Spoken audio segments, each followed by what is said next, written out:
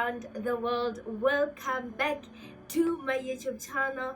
I am your girl Royalty Randy, all the way from South Africa, bringing to you yet another spoken word video. If it's your first time here, a special welcome to you. If you are returning, you know what, guys, I love you so much, one by one. So today I'm going to be doing a poem. I'm just going to read through it and then come back to it and analyze it with you guys. And I especially thought that this poem would be very relevant to someone now that we have entered a new year, because it is in the time when I was writing this piece where the trajectory of my life changed completely for the better. By the way, happy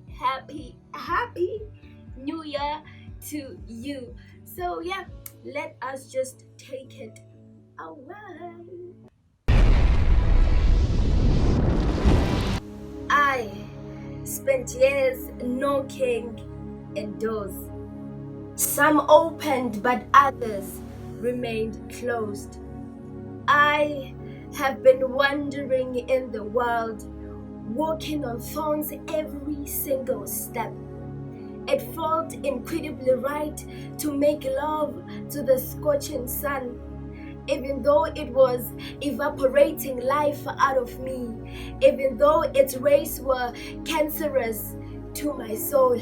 I could feel the itchiness inside, but how do I scratch it when my fingers and everything within me is melting from the indignation of its heat? Yet I kept on honing my friendship with it because I believed in light. Light is glorious. When light appears, darkness has to vanish. Light got me awakened to my reality when I sat crippled in my confusion, unable to see, move, or even recognize my truest self in the dark. Yet above light, I believe the notion of patience, the same which a woman in an abusive relationship is holding on to, the same which a good proportion of the nation has embraced when fooled by governmental structures which says pain will result in joy tomorrow. I love joy, so I enjoyed it. It is uncertain in the world. The navigator loses signal in the world. Faith sacrifices hope in the world. It is you against the storms of life. You have to completely get wet and be fully blown away beyond the reach of those closest to your pacing heart. I searched under carpets, both green and red. Before I knew it, there were blankets I used to hide myself from the energies of the universe. The comfort was adorable despite I got stepped on a few times. I searched in what literature offered. My bad, I only flew to the sky with the passion of an eagle, with just the key word from the sentences. I am, and when I sincerely long to make contact with the surface, gravity could not pull me down. I am restless because my only problem is fear of what will become of me tomorrow. Little did I know that I had to ask my creator only one question: God, what is your dream for me? Yay! We have come to the end of the poem. I hope that you enjoyed it. So I'm just going to go back to it and analyze it with you guys. Just to remind you of the first few lines, I said that I spent years knocking in doors, some open but others remain closed. I've been wandering in the world, walking on thorns every single step, and it felt incredibly right to make love to the scorching sun. So here I'm describing a state of confusion that we may find ourselves in sometimes. And we all know that in that space, one gets to make decisions from an emotional state. You know, taking up opportunities that are very much uncalculated and just to bring temporary satisfaction.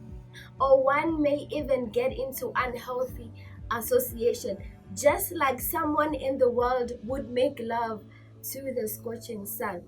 And in such situation, you're often required to invest all of you, to invest a lot of your emotional energy, and it involves a lot of tears, a lot of pain, a lot of heartbreak, you know. Just too much. It's a lot to take in. And this is how the sun would actually evaporate life out of you. This is how its rays would start becoming so cancerous to your soul, right? And then I kept saying that, but I kept on honing my friendship with it because I believed in light. Sometimes we decide to make love to situations that just don't favor us. Have you ever been in that situation, making some decisions that just do not favor us because we believe in that one little thing that is going to give back going forward? And then above light, I believe the notion of patience. Patience is a very, very good trait for you to have in your life, but it is important to do this one thing for yourself, to not hold on to things and become patient in them if they are not worth it. And then I went on to describe how it is like in the world. It is uncertain in the world. The navigator loses signal in the world. Faith sacrifices hope in the world. It is just you against the storms of life, and you have to completely get wet and be fully blown away beyond the reach of those closest to your pacing heart. This is a situation where you are going through something. You have friends around you, you have family around you, you have everybody around you, yet you are so alone. It is just only you against the storms of life, and you have to face it. And then I continue. It doesn't end at me knocking in many doors. I kept searching under carpets. I kept searching in what literature offers. And now here's the real issue. I am so restless because my only problem is fear of what will become of me tomorrow. So, little did I know that I just only had to go to my Creator and ask just one question: God, what is your dream for me? I think we come into these situations in life in the ages of 19 to 22, where you start asking yourself continuous questions. What does the future hold for me? What do I want to do with my life? Am I ever going to change my situations?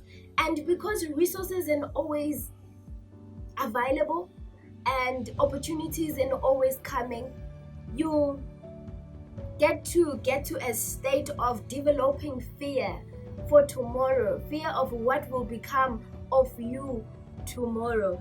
And because of that, you become so restless in your soul, starting to take opportunities that you shouldn't, taking up, making decisions that you shouldn't, entering doors you should not be entering.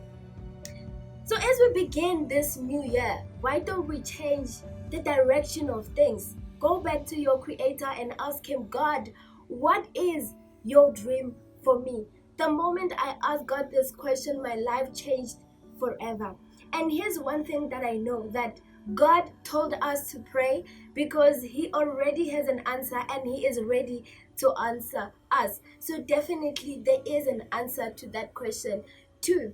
And you'd find that when you have done that, you realize that you are walking in God's preordained pathways for your life. And in that path, it is a place of rest. You remember that scripture that says that, come to me, all you that labor and are heavily burdened, and I will give you rest for your soul. So in the path that God sets for you, there is rest for your soul. There is no fear for tomorrow. There is just peace and faith. Peace in the midst of turmoil.